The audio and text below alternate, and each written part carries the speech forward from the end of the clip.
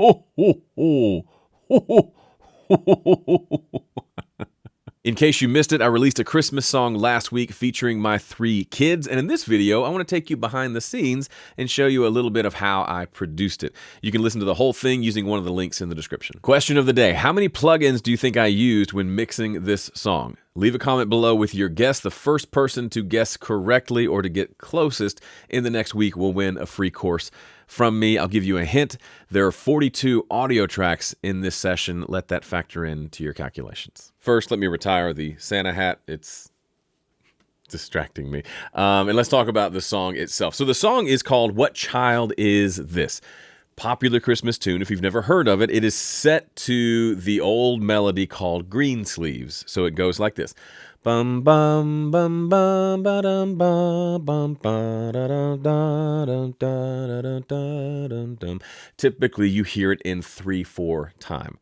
So that kind of lilting waltz feel. One of the first things I do when I want to cover a song is think about, could I change the time signature to make it more interesting, or to at least change the vibe enough to make it my own?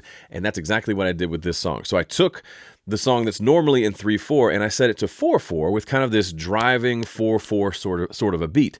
So instead of being that 3/4 lilting thing, it has this kind of dun, dun, dun, dun, dun, dun, dun. I'm shaking the camera as I do this. What child is this who lay to rest on Mary's lap is sleeping? So it gives it this kind of, it slows it down a little bit. It gives it kind of room to breathe, and it just took it to a lot of different places that I could go, especially since I'm a guitar player and I like to play lots of loud guitars. So I knew I wanted to record it in 4/4, and I knew I wanted my kids to play on it. I released a Christmas song last year, which was the first time I'd recorded with my kids, and it was such a blast. I wanted to do it again this year. Maybe this is an ongoing annual tradition. I've got twin girls who are 11 and a 14-year-old boy. My boy, Owen, plays clarinet. He made the Mid-State Honor Band last year, so he's good. So I wrote a cool part for him to play. My daughter, Lila, loves to sing, so she sang lead on a couple of parts. And then my other daughter, Maggie, just started playing clarinet this year, so I wrote a simpler part for her, a harmony part to go along with her older brother's melody part for his solo. So that was the idea. But the first thing we had to do was figure out the key, because depending on what key it is, the chart that I write will either be easy or very difficult for my son to play on clarinet. So we settled on the key of F. F seems to be a good key for a B-flat clarinet. And as I started the production process, something happened. I don't remember exactly what, but I slowly inched it down to E. So I took it down a half step to E, probably because I'm a guitar player and I love playing in E. Something about that felt better vocally for myself and my daughter, so we went ahead and just bumped it down. Didn't think to check, and it ended up biting me in the foot a little bit. So here is the chart that I wrote for the song. So as you can see, it's in the key of E, it's in 4/4, tempo of 79, with a bit of a swing, which we ended up not using.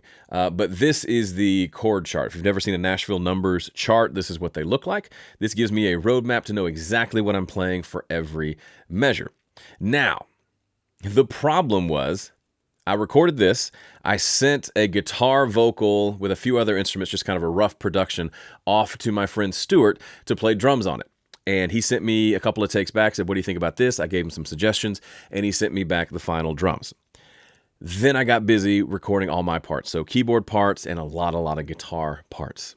When it came time to print out the music for my son to play, it ended up being, the chart had 6 sharps in it.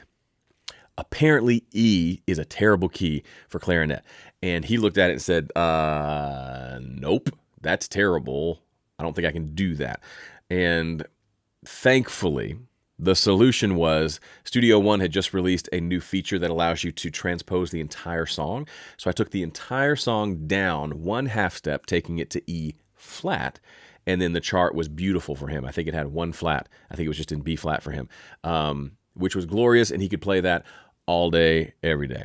And the tracks themselves, taken down a half step, didn't make them sound any worse. The vocals didn't sound good, but those were just scratch vocals. But all the guitars, I took them down, and they actually worked just fine. So the final version that you hear is actually all these guitars and keyboard part that I recorded in E and were then transposed down to E flat, but it ended up working out just fine. I built the whole song around this chord progression. It's a weird progression that it came to me while I was playing through the song, and it does, the babe, the son of Mary, and it plays like a 4 major, then a 3 major, and then a 6 minor. And that little half step movement of a major chord, something about it felt cool, and I ended up coming up with this progression that became kind of the foundation for the whole song. So here's how that goes.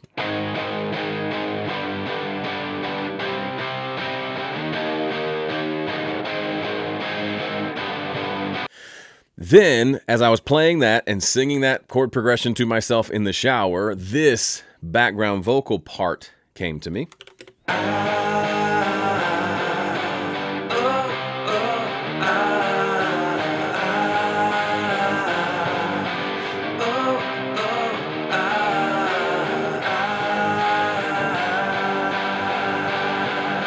That was the moment I knew I was going to like this song. Every song I produce has this moment where it goes from being just a random bunch of chords and melodies to being like, oh, there's the hook. There's the thing that's unique to this song that gets me really excited about it. There are plenty of reasons to be excited, but getting that progression and that melody really locked it in for me. So I send that off to my friend Stuart, who lays down these drums on top of it.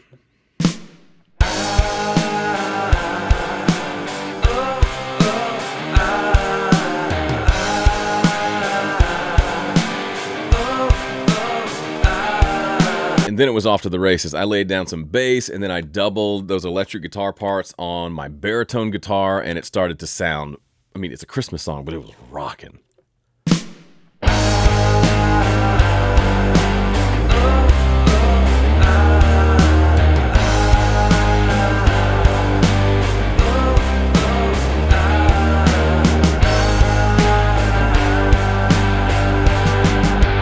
Now, if you're not familiar with hymns, they typically just go verse, verse, verse, verse. This one is no exception, but it's kind of divided up into 2 sections. So these first 4 lines feel like a verse. The next 4 lines feel a little bit like a chorus. This isn't the chord progression that I use. This is just an old chart that I used to grab the lyrics from. And I knew I wanted to include all 3 verses. I also knew I wanted my son to play a clarinet solo for a verse as well. And that brings me out to essentially an arrangement of 4 verses. So the song is just right at 5 minutes long. That can pose a problem when you have the same thing just repeating over and over. It can potentially become really boring. So I like to tackle this by adding in variations so no 2 sections are the same. You do that through making one more sparse and then building. You can do that through adding tracks and taking them away. You can do that rhythmically. You can do that a lot of different ways. The way I decided to do it was to have the first verse be just a simple 4 on the floor kick drum, some quiet Wurlitzer part, and then some fingerstyle electric with a few different little ambient parts, along with my sweet daughter Lila singing, and that ended up being a great, easy vibe for that first verse. Here's what that sounded like. What child is this who lay to rest?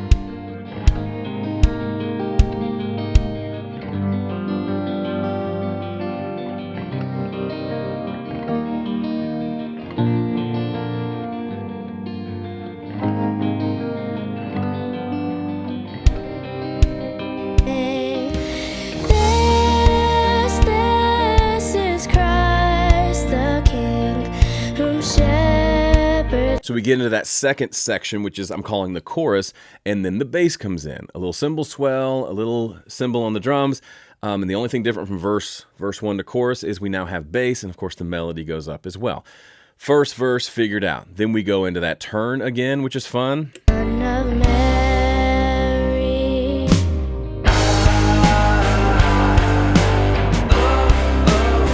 That becomes a bit of a theme, returning back to that just cool vibe. Arguably, I did it too much, but I couldn't help myself. Verse 2 is where I come in and sing my part. Now that the drums are in, I wanted to keep the drums in for verse 2 and go to kind of a very simple, kind of palm muted, sort of soft but rockin', almost bluesy vibe to go with my voice. So for that, we go down to just 2 guitars, bass stays in, drums stay in, my vocal comes in, and we got 2 guitars, I think it's a 335 and a baritone, panned left and right, playing kind of a bump-bump-chuck rhythm. And then those carry out for the verse, and then for the chorus, I add in another guitar, and the keyboard comes in, the Wurlitzer, which if you haven't heard that, sounds like this.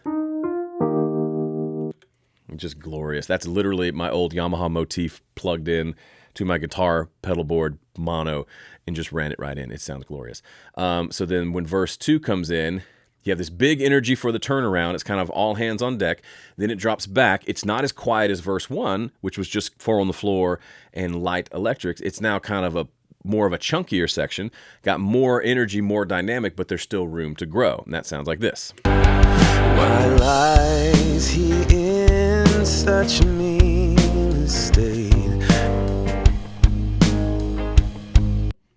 You continue over, and then in the chorus, there's a little keyboard riff, and a third guitar comes in as well, which is nice.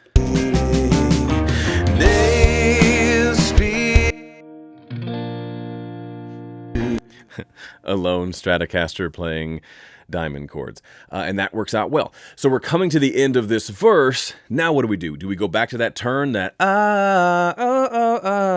No, we don't, because I want to keep the listener engaged. I don't want them to expect what's next. I want them to think about it, but I don't want them to expect it. They've heard that turn twice already. So instead, at the end of this verse, we go straight into the solo. So it goes from the end of the chorus right back into the verse chord progression. And we do that by just going back to a simple, the guitars pull back a little bit, and they're playing just more straight rhythm. It's a little more rhythmically happening than during verse 2. So let me play the guitars for you. The guitars are doing this during this solo, whereas on verse 2 they were doing this. So there's a little, instead of being jump-a-doom-jum, they're doing more jum-jum-jum-jum, more straight 8th note rhythm here. And then the big feature, of course, is the clarinet comes in and plays us a solo. This is 2 clarinets, my son playing the melody and then my daughter playing a harmony, and they sound like this together.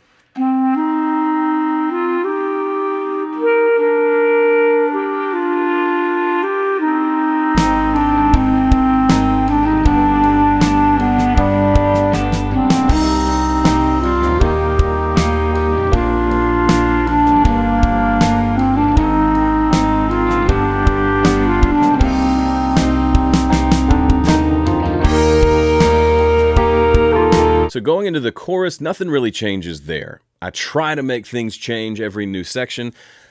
There wasn't really much to change here. I just let them continue to play. The guitars maybe got a little bit bigger, but I didn't add any new tracks because it sounded fine to me. I listened to it and it sounded okay. Coming out of that, where do we go? Now we go back to that turn. So we came out of the second verse, second chorus, right into the third, the solo. But coming out of the solo, we go into our turn. Which sounds like this.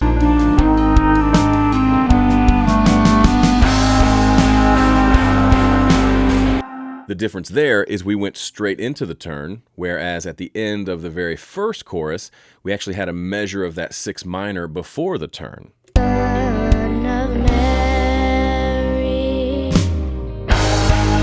Here, that extra measure is gone. It just comes in right on the downbeat. So the babe, the son of Mary, it comes right in on Mary.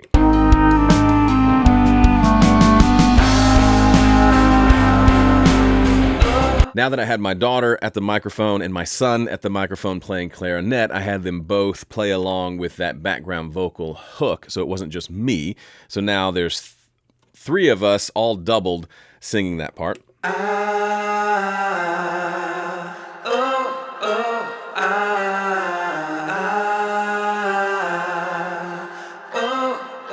Which is just the most adorable thing ever. So if you've been following along, we've gone through verse 1, verse 2, solo, and there's turns scattered around, and the turn is just like an interlude, if you will. We're coming into verse 4. The song is already feeling a little bit long, so what are we going to do here? For verse 4, we drop the dynamics completely. It has this kind of build up and this kind of, and it drops down to just, I believe, just 2 guitars and a keyboard and vocals. So the drums go away, all the rhythmic stuff goes away, and then we do an epic build into the chorus. So we've been kind of slow building the song from the beginning, starting off fairly soft and building, and then we're going to drop it down, calm down, and then we're going to like just hit the pedal all the way through to the outro. So that comes, I'll just let you hear it because I think it's the best way to explain it. But that the idea was, let's have it drop off suddenly. Then let's have just a quiet vocal, just me and my daughter singing. And then the clarinet comes in on the second half of this verse to start to kind of usher something in. And then more guitars come in and build up this joo, joo, joo, joo with the drums. And then chorus 4 is just everybody playing. It's an all skate. Let's just all rock out. And then the outro is just that turn that we've been doing, except the vocals keep singing the Babe, the Son of Mary over and over that turn. So it ends up, I love to do this in my songs, the end of the song ends up being this just massive chaos. Everything you've heard up to this point, now they're all playing at the same time. The clarinet comes back in towards the end. Just all kinds of chaos happens. But I'm going to let that play for you because it's the funnest part of the song. And it's hard to explain, and you just kind of have to hear it. So we're coming out of that turn, which by the way has a measure of 2/4, which is kind of fun, into this. You can hear the drop and the build.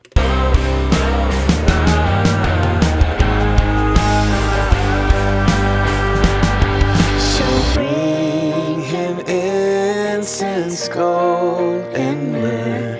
Come peasant, king to own him. Clarinet. The King of Kings, salvation brings. Let loving hearts enthrone him. Raise the song on high.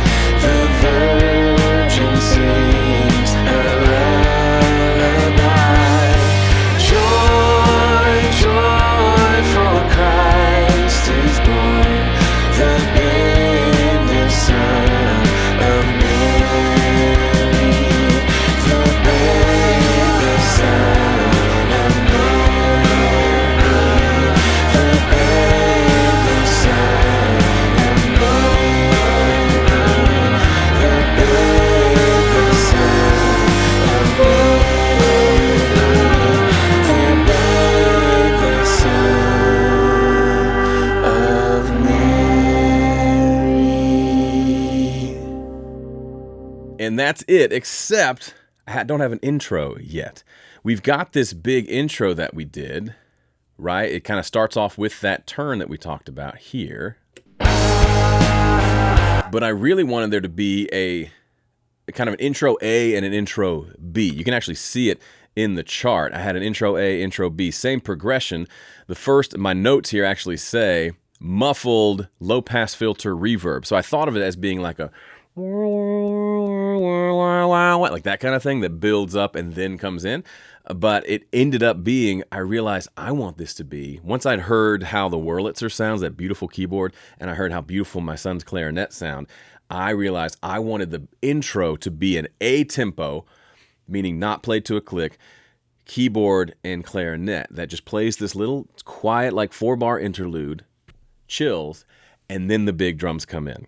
And so it took me a while to kind of figure out what that part would be. But once I got it, this is probably by far my favorite part of the whole song. So here's how the song begins.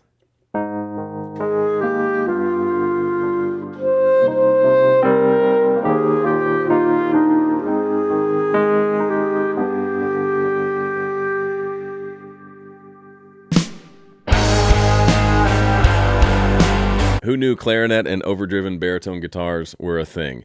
And then at the very end, when my daughter Maggie, who played the harmony part on the clarinet, this was her part, by the way, wrote all of this in Studio One, just in case you're wondering. Very simple, mostly whole notes. I think she's only at the point, she just started. She can only play like 6 or 7 notes. But I found notes that worked in the notes that she could play, so it was kind of glorious. But she did the whole thing in one take. She was just like sitting there misfocused, and at the end I kind of yelled and went nuts. So I copied that, pasted it at the very end of the track, just as kind of a surprise thing at the end. which is just our little fun secret that'll be there forever. Okay, so you may be wondering, how many plugins did I use? My grand total that I have here is I used a total of 36 plugins total. There were 42 audio tracks. I used 36 plugins, and here's a fun fact. 33 of the 42 tracks have nothing on them. How is that possible? It's the way that I mix. A big part of that has to do with recording it well, getting it right at the source. Then the next part of it has to do with my philosophy for mixing, which is a heavily top-down approach, meaning I do most of my processing on buses, which are these blue tracks, versus on the individual tracks. So the entire drum mix has 1, 2, 3 plugins on it. Part of it is because it just sounds good and it's coming from like really cool drum samples. And then part of it is just knowing when and where to put the things that I want to get the sounds that I want.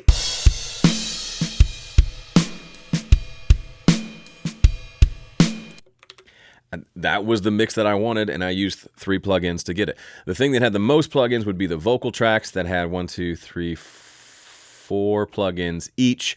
And then, of course, a few reverbs, a few delays as well. 1 plugin on my mix bus. I'm not counting the plugins here on my output. They're not actually affecting the sound. That's just like a spectrum meter.